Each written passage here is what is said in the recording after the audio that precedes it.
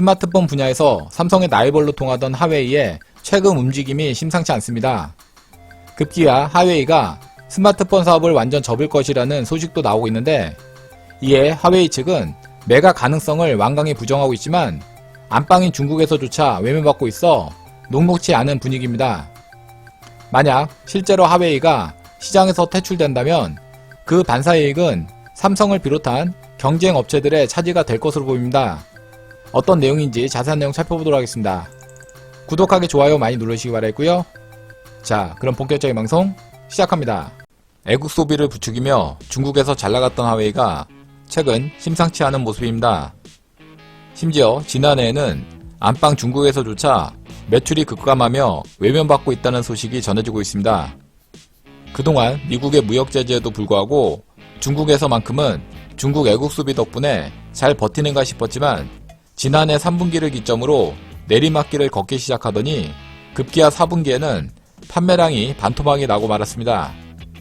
이는 애플의 첫 5G 스마트폰인 아이폰 12로 인한 타격으로 분석됩니다.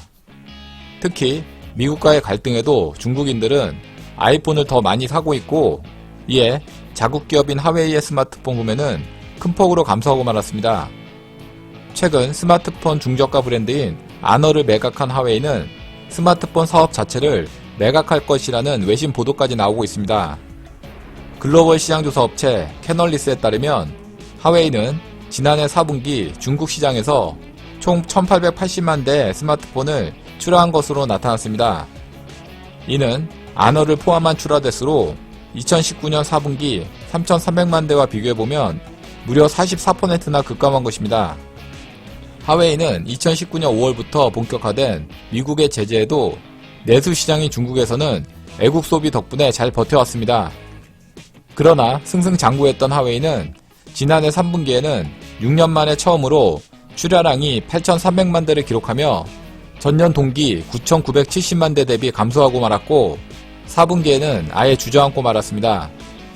이러한 화웨이의 빈자리는 샤오미와 오포, 비보 등 중국 현지 업체가 차지했습니다.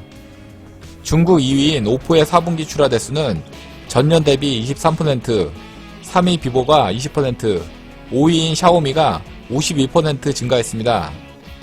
반면 화웨이는 지난해 중국 시장에서 총 1억 2330만 대를 출하하며 전년 대비 13% 줄어든 것으로 나타났습니다.